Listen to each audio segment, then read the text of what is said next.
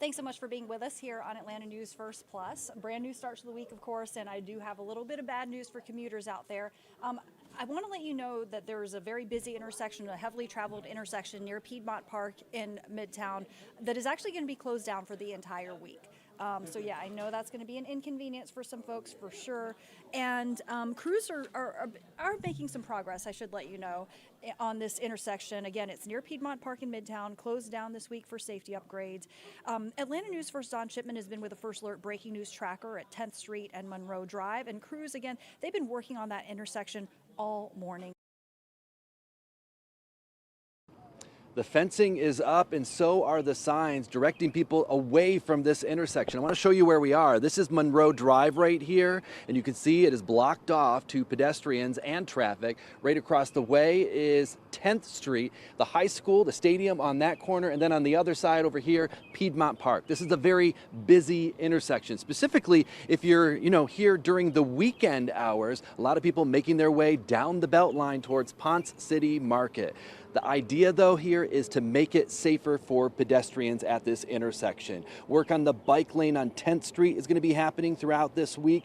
And then also they're going to be focusing a lot of their attentions on a new traffic signal here and a raised pedestrian crossing. Again, the goal to make it safer for pedestrians. Many people are for the project, but some question the timing of closing down a busy intersection during the busy summer season. Atlanta's turning into a city where you can be outside and be active, and they're using all of this to connect that. So I think any way they can extend it is going to be great for the city. Right during summer, right at peak transportation when everyone's out and about, I just don't think it's necessarily necessary because, this is putting a roadblock literally in everyone's way. Okay, so your detour routes, Cayuga Street to Virginia Avenue and Charles Allen Drive to 8th Street. That way you can avoid this intersection altogether. Even after this week's closure, though, single lanes will start shutting down during the work week from 9 to 4. This will all happen all the way up until September because they're going to be working on the sidewalks in this area. Bottom line, though, this week, avoid this intersection. It's closed down. We're in Midtown. Don Shipman, Atlanta News First.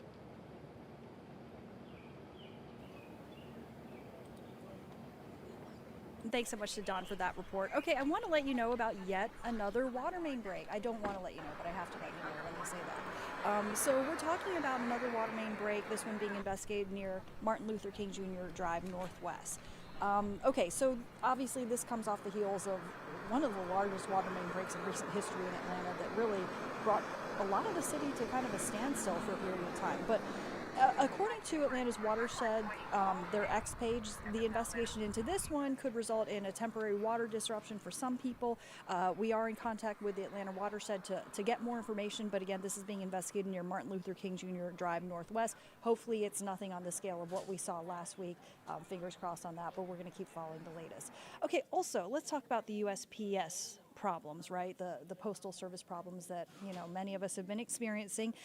We do have an update on this problem that so many of us have dealt with over the last few months of delays with our mail being delivered on time, that sort of thing. Well, happening today, some members of Congress are planning a visit to the U.S. Postal Facility here in Metro Atlanta where the problems originated. Atlanta News First reporter Rebecca Schramm is in South Fulton County in the town of Palmetto where those lawmakers are looking for a status update today.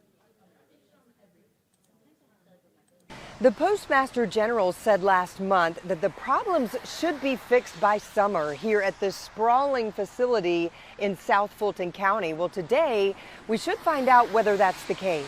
So take a look. You might remember that hearing last month. Louis DeJoy was grilled during a hearing in Washington, D.C. Senators demanding to know why big rigs were sometimes waiting all day at the Palmetto facility to pick up mail and why people at home weren't getting vital supplies delivered to them on time. The Postmaster General testified that this facility was experiencing growing pains after consolidating 10 smaller facilities under one roof. He said he had dispatched 100 personnel to dig into the logistical issues and come up with solutions. Today, several Georgia Republicans in the U.S. House, including Mike Collins, Drew Ferguson, Andrew Clyde, and Austin Scott, will tour the facility.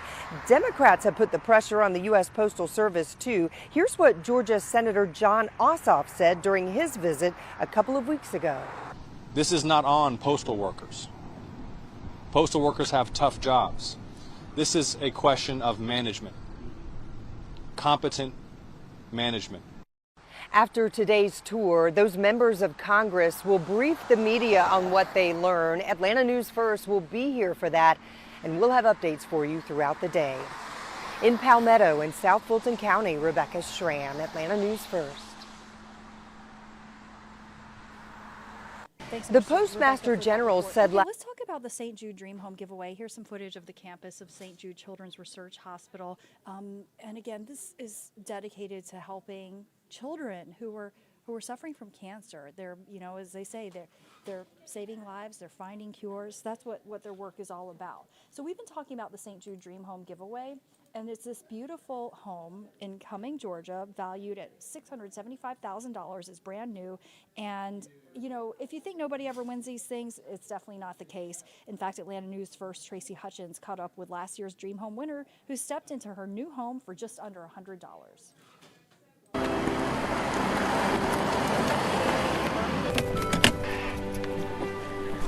Hello.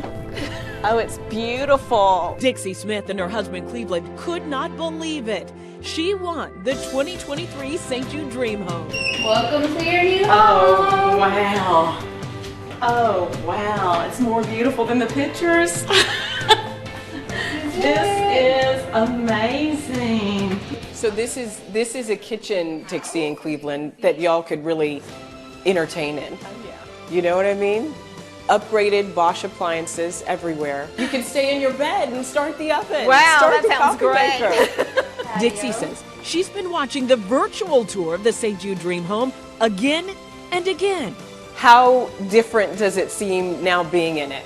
It seems bigger being in it, and I guess it seems more real. And on the walls of this dream home, a reminder of who it's all for, the children of St. Jude. It's a wonderful organization, that's for sure. That's for sure. Would you like to head upstairs? Oh, I'm ready. And the showstoppers for Dixie, the primary suite and bathroom. Wow. Oh my goodness. Wow. It's just amazing. Wow. Awesome. Dixie is a Make-A-Wish volunteer. That's why she's been supporting St. Jude Dream Homes across the Southeast for nearly 20 years. So when they started doing the Dream Home in Tupelo, I thought it was just amazing. So of course I started entering, and then I started doing it like for 4 different towns in the Southeast, just as a fun game to do. I never thought I'd really win. Tracy Hutchins, Atlanta News First. And thanks so much to Tracy for that. But I just want to remind you, if you're interested in entering, go to atlantanewsfirst.com/dreamhome. And again, it's not just the Dream Home up for grabs, but several other prizes, including a hot tub and a gift card. All right, so let's turn now to the forecast. First Alert meteorologist Courtney Jacobazzi. Man, those storms came in last night. They did. And it was my bad for not paying attention to the weather. I was like, whoa, this is something else. A little Those bit of were a strong. surprise. Mm-hmm. Yeah, and they were a little on the strong side. We did have a couple of severe storms a little bit earlier this morning, mainly in our southern counties, and now we're left with a few trailing showers. We could have a few rumbles of thunder as we make our way past your lunch hour today, but overall, most of the active weather that's impacting a lot of us is now said and done. It rolled through while you were asleep. So here's a look at kind of what to expect. A few storms possible today, and then, whoopsies, I hit the wrong button. Please hold. Oh, wait. Turn it off. There it is. Beautiful. Okay. Now we're rocking and rolling. All right. Lovely. There's just too many buttons, and sometimes these nails just don't work with it. All right. Let's take you to what to expect. Pick up where we left off. A few storms will be possible today. We don't have a First Alert weather day today, and we don't have any First Alert weather days this week. The week, honestly, is going to be relatively quiet, and our storm activity today isn't going to be widespread enough that we think it's going to have a really big impact on your day. If the kids are headed to summer camp, if you're running some errands, especially when you head home from work, it's going to feel like a different season, guys. So the humidity drops. That's the reason for the feeling of a different season. The humidity will drop through the afternoon, and we're really going to turn up the heat this week. In fact, some of the hottest days of the year on the way this week. It does look like we will enter into a heat wave as we head towards the end of your work week and into the weekend. So here's a look at what to expect for the afternoon storms. Isolated storms mainly from I-20 off to the south. If you're north of the city, it's going to be dry. And in fact, the cloudy morning that we've had, that's going to be a thing of the past. You'll start to see a lot of sunshine this afternoon as well. And that's going to be your sign that dry air is starting to move in. So let's time everything out with First Alert Futurecast here. Again, by 1 o'clock, a few isolated storms, mainly from I-20 off to the south. And then storm activity will ramp up mainly in central Georgia. There's going to be a little extra moisture to work with there. And as our front pushes south, it's going to take advantage of that moisture. So most of North Georgia dry. Any kind of thunderstorm activity, in fact, any kind of severe weather potential for the rest of the day, that's going to stay down towards Macon. We're not expecting any severe weather. In fact, again, we're going to just expect increasingly better conditions through the day with more sunshine, a light breeze, and that humidity dropping. We've had a handful of days so far in the month of June, we're only 10 days in, where we've had lower humidity, and that is just a treat. So enjoy it, because not only will the humidity drop today, it'll stay fairly low through about Wednesday. High temperatures today, because of the rain and that front sinking in, kind of both of those things working in tandem, will be a handful of degrees cooler than yesterday. In fact, about 7 degrees cooler or so in the city of Atlanta with a high of 85. All of us topping out in the low to mid 80s today. Eatonton around 87, Thomaston around 86. That cooler and drier air just won't filter in our southern counties quite as quickly. But notice up towards Helen, you might only top out near 80 degrees up in the mountains. So really comfortable day with that humidity dropping. It's going to feel a lot like Saturday did this afternoon. Let's talk about that humidity. So by 6 o'clock, notice that dry air indicated by the green and the blue shaded colors there.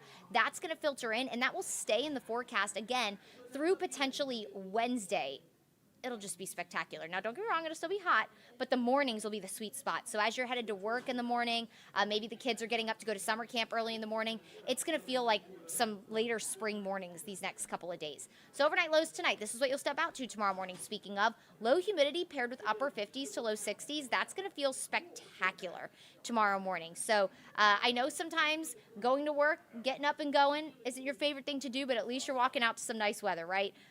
Tomorrow will be great. Temperatures in the morning, in the upper 50s to low 60s. Tomorrow afternoon, the humidity stays low. We see a lot of sunshine. We'll have highs in the mid to upper 80s. So if you were out and about on Saturday, tomorrow is going to be pretty much identical to Saturday with a cool morning and a really nice and warm but comfortable afternoon. It's just going to be a great Tuesday.